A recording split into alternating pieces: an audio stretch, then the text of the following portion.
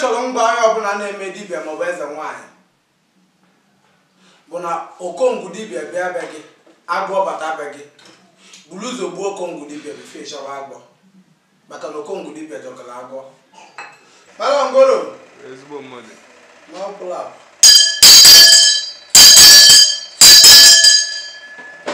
o chukwu na-eme eze na ọ bụrụ mmadụ na-eme eze onye na-ekele bụ iji ụwa si n'aka n'aka ya ka ị na-ekele anyị nọta na Anambra ka anyị bụ anyị nọbụ ikem na ndụ ọ bụrụ mmadụ na-eme eze na Chukwu na-eme eze mana eziokwu o nwere meseji m chọrọ ịdrọpụ ndị ọma abala niile ọma abala as a whole n'otu olu ya ọma abala alone ana m adrọpụ ya onye ọbụla na-eme dibịa maọbụ nwoke maọbụ nwaanyị ma ebu eze nwaanyị ma ebu eze nwoke. That message goes about okongwu dibịa onye si na ya kpọrọ onwe ya okongwu dibịa ama m na ọ bụrụ dibịa ka ọ bụ nọọsụ na ya bụ okongwu dibịa onye bụ ọba dibịa nke a n'ọkụ echi nwanne echi ọgba gị na o nwere ebe ọ na-alụ ọgba ọzọ echi oku ọ sị gị na o nwere ebe ọ na-alụ ọgba ọzọ izu nta ọ sị gị na o nwere ebe ọ na-alụ to the extent onye bụ nna ochie ya o nwere ebe ndị Igbo na-akpọ nna ochie ma ebe ndị Igbo na-akpọ nna ochie onye ikwu na gị dị na bie that is onye eze Jizọs. I don't care about onye eze Jizọs amara m business ọ na-eme and nothing concern me about business ọ na-eme. Ihe m chọrọ ngwa onye ọbụla na-eme dibịa maọbụ eze nwaanyị bụ na okongwu dibịa bịa be gị agwọ bata be gị buru ụzọ gbuo okongwu dibịa bifo ịchọwa agwọ maka na okongwu dibịa jọkọrọ agwọ. Ibe m ji agwa gị bụ maka ọbịa na-akpara gị vidio na-achịsa ezi ya ihe ọ na-abịa bụ ndekọdụ ya evidence. Okongwu dibịa is coming to record your evidence. Ihe ọ na-achịsa ezi ya and then the opportunity and I go okongwu dibịa ka ọ mara ọnụ ya. It's not a threat. I'm a threat here. My check when they will before they were. Ọbụna mmụọ bụ aya ya na ndụ o ji ọ na-abụwa akpali ọbụna otu o si dị akọ ya eji dị akịta. Okongwu did a very big mistake and ọ bụrụ mistake ka o mere na ọ ka na-eme ya n'ebe ndị ọzọ nọ maka na ya eji aka achụta gị na bie na be gị ka ọ ya achụta gị ba gị ka ya gbaa gị vidio n'Igbo dibịa n'imere obiloko ibunye iwe ya n'ibutubu ya na abụ iwe eji agbawa iwe eji emebe niile n'ebe o ji ede ka ọ mara na odibịa ka nya ya na-ekwu ka ọ dadị n'aka na-akpali ya m onwe okwu ọ chọrọ mkpu ogwute nke ọkụkọ ọsị ga-akọ ya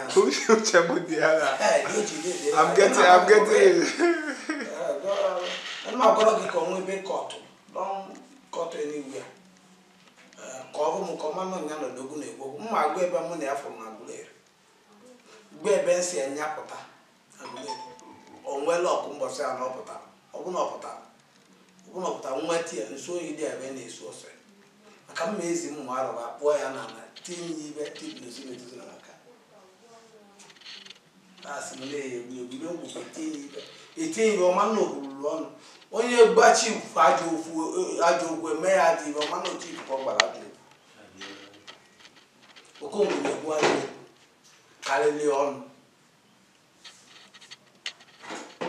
and ajọ okwu a karịrị ọnụ ka nchọ ka nkọwara ọra na eze kaba amalị. Anọ m there before yesterday and receive a message about to hear Aguleri from okongwu dibịa because I'm a follower and even when I make it up I will unfollow okongwu dibịa. I will unfollow okongwu dibịa and then all my followers kaba unfollow Okongu Dibia onye ọbụla amarụ ọ bụ nwoke dị ma nwaanyị adị maka Okongu Dibia adịrọ mma ka mmadụ na-ese because ọ na-deceive people.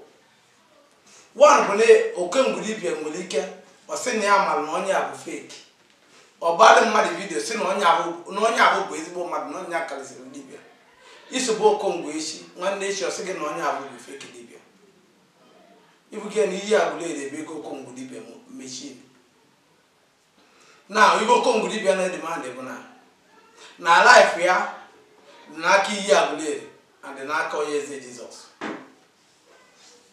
ka ndị oge ọ bụ na Okongu Dibia na onye eze Jizọs bụ nwanne ọ bụ na nwunye onye eze Jizọs esendela Okongu something private o dịrị Okongu Dibia put in internet kụwa niile mmalị na nwunye onye eze Jizọs sendela something private. Okongu Dibia take anything as a business maka na o nwere ọ na-alụ is a jobless cameraman. Okongu is a jobless cameraman o nwere ọ na-alụ and okoro nweta onye dibia nyere punishment mana mụ believe na dị ọkọ nkala iyi Aguleri wa na-akpa abịa n'internet wa sị na ọ bụ na iyi Aguleri emerụrụ ebe aba na ya kwuru na aba ya makalibe iyi Aguleri. Look at what Okongu is saying. Mbosi mmiti ya n'obu ga Aguleri ọ mara m personal but na mụ mara na-efoli mbosi ọbịa n'obu ga ozugbo o mere video nga dị a meet ya koyo Okongu say no mu abu so person na mo boy Aguleri number mo dị na phone gị shake ebe end level 88 o ngira mo bụ destiny onye Aguleri baga ebe ya apụta ka ita nchi na anu ewu e wala ọsọ amara m ebe na-achụ gị ana ka apụta ka ita nchi ka ita anu ewu mbọsị a ka anu nchi taa gị at least ọ bụrụ mkpala ka etie gị ka ịmara ịchọ ngwa onye tọrọ ka atụ okwu ka ịmara etu ya esi na-agụ sana gị bụ Okongu Dibia onye mere gị dibia onye mere nna gị dibia onye mere nna gị dibia dibia dị n'obodo unu onye bụ ekpe ya dị iche iche onye mbulu bụ aya bụ onye wetara gị wee tie narị ya. I don't blame you. Wapụta ya kwuru nna m dị nwa ugwu epụta ya na-agụ okwu ene ya mere gị bụ na ị mara the word of that man. If you know the word of that man, you are not going to anyhow.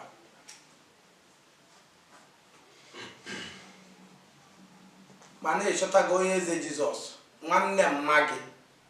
Shake a man only be a name river. No, he and me at anywhere.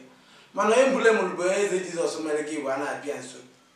On your open a boy dibia, that will Okongu Dibia, or one beer.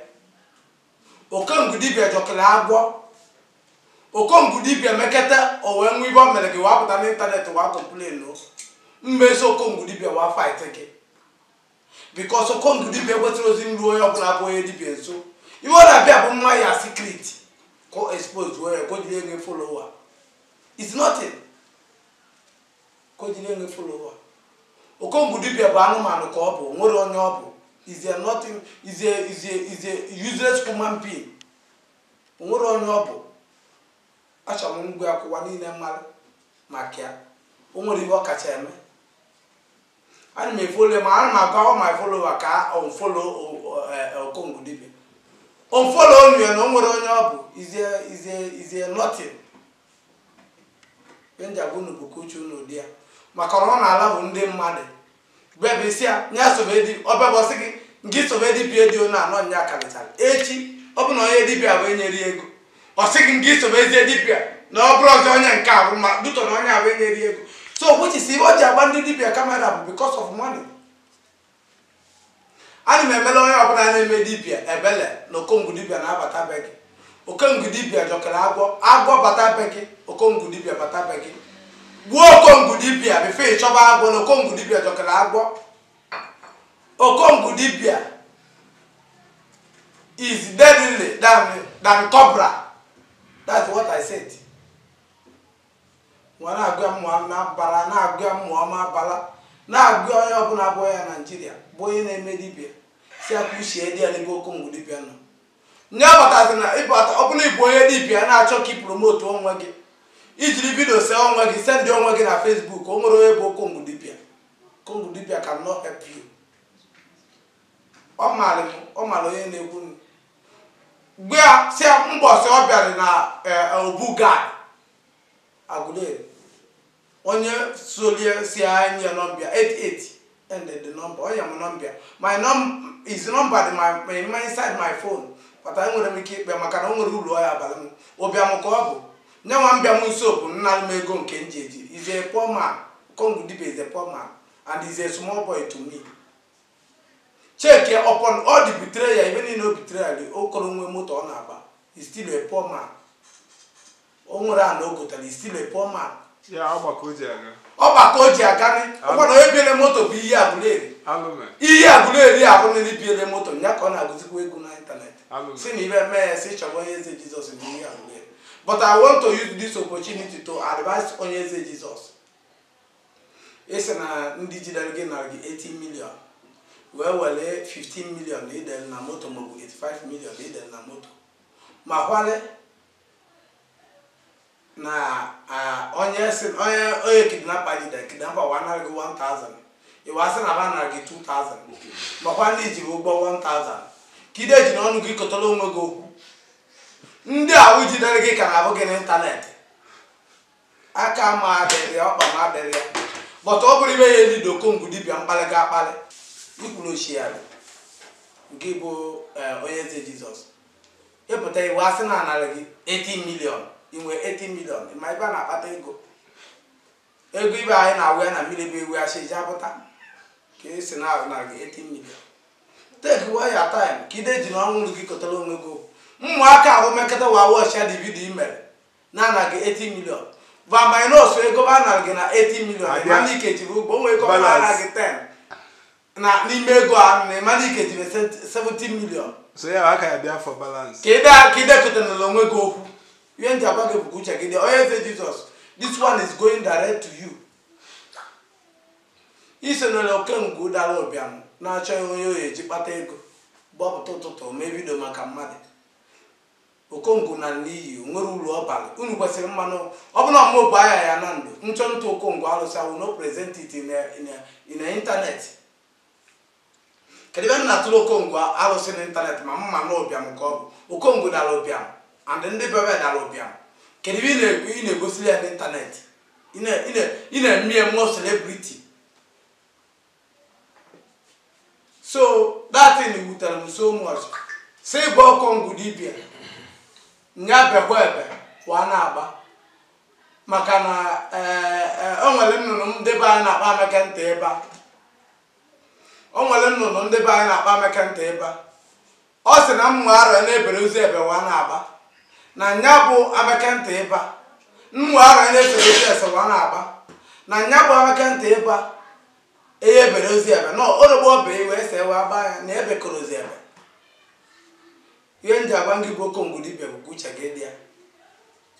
Kedu akpalizi na ndị karịrị gị nọ nya ka m chọrọ ibu unu ebe anyị ekele m unu ndị mụ na ha nọ kịta bụ ndị dibịa you can ask them who they are. Let them tell you. Okongu dibịa bụ onye alaka ọ bụ is a madman. Nna ka mara ekele Achọrọ m ka apụta na kamera na n'ịntanetị.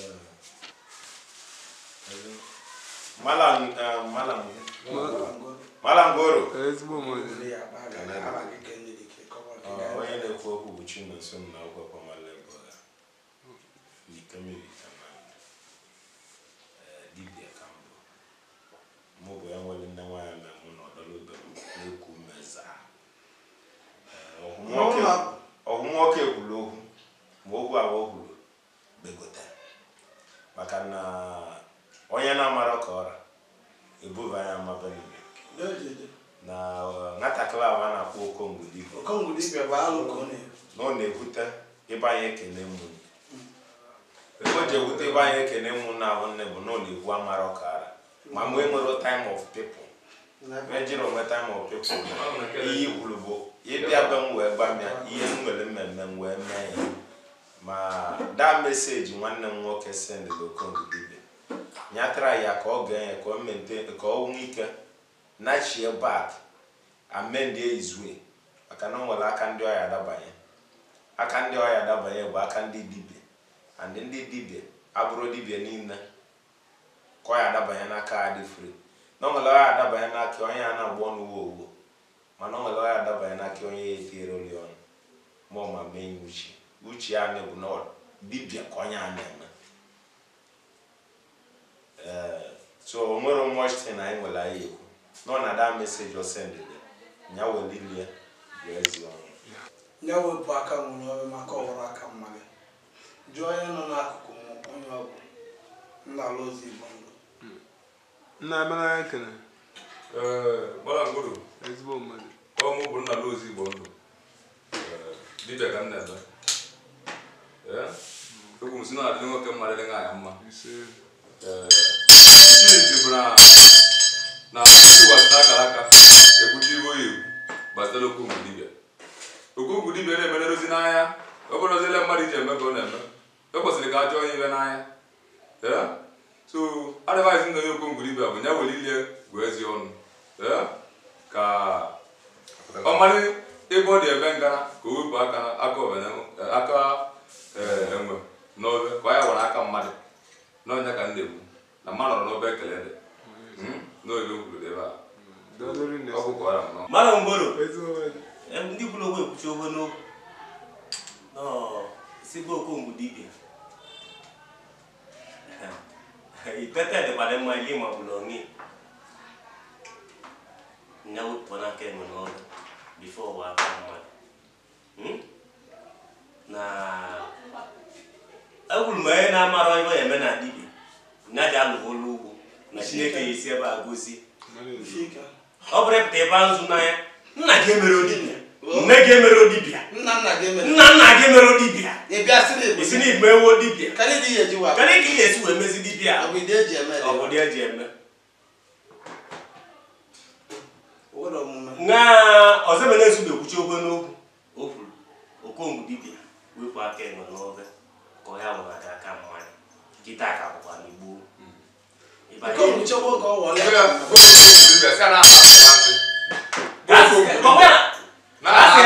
kasị akọ na asị asụmasị ebe na-adị n'ụka ndị na-ndụ ka anyị na-emekwe n'ụdị ekele mmụ okongwu dibịa atago mkpụrụ osisi asịsị atama na ebe Adam na Eve taa okongwu dibịa ataghị na nke Adam na Eve a okongwu dibịa ataghị iwe o ji wee ata anya bụ na onye dibịa ọbụla arapụrụ okongwu dibịa wee abata bịa bụ agbọkọdubata maka na okongwu dibịa bata gwa gị agbụgbọ bata bụrụ ụzọ gbuo okongwu bifo ị chọrọ agbọ maka na okongwu okongwu jọkara agbọ ebe na-ekwu bụ na ọ ya adịrị Igbo niile mma ndị onye ọbụla na-eme dibịa na mma dịrị nwoke dịrị nwaanyị adịrị ndị eze nwaanyị si ọ arapụ okongwu dibịa na o nwere ụlọ ọbara without okongwu dibịa you can go far ihe dị ebe ọbụla ị chọrọ nwere ibe okongwu dibịa bụ you can call anybody to show you in the internet. Thank you all. God bless you all. Marangoro. ezigbo mmadụ akara aka Destiny Block Industry ọbala tule ka na-agọsikwa ọbala ọra achọrọ m ka aka okongwu nsị ka ọma nna mmanwụ na-apụ ka a bịa n'itete dị mma n'ili dị ma bụkwuru onye ka ọma nna ọgwụ dị achọrọ m ka ọ saa m okwu a ka ọ reply ya mee ka ọma nna ike dị ike dịkwa ka igbe ya dị obere fe ka ọma nna ọ bụrụ nke ya na aya ya na aya na amụ ya ọ gbalịla aya ya jee ntụ alụsị zukọbi ya n'ịntanetị a na-atụrụ alụsị n'ịntanetị ịchọ ntụ alụsị tụọ mmadụ alụsị sikretịrị alụsị emere fọ sikretịrị ọ na-ebuzi alụsị taa ndị meziri ka emebi expose ịchọ ntụ mmadụ wee akpọrọ ya na fon onwere onye bụ okongwu dibịa ọgwa ọkpa agụ na fon si na ibe ọbụla mere nọ n'aka ihe agụlieri ka ọ dị n'aka onye eze Jizọs o bụ ike ka ọ na-eke o ji egwu otu okwu onye kwụkwọ n'otu okwu ome otu ile si egwu ya abakọkwa n'ụlọ na nwatakịrị ka ọ bụ nwata kwulu ọnụ si na ya bụ nwanne ya ajọ okwu ya bụ nwata ka ọ na-ekwulukwa n'ọnụ wa gwa nne ya ajọ okwu maka na ọ gba nne ya ajọ okwu ajọ ibe eme ya ebe anyị ekelekwe m unu. Alụsị na-enye ego oke ite ka ọ ka alụsị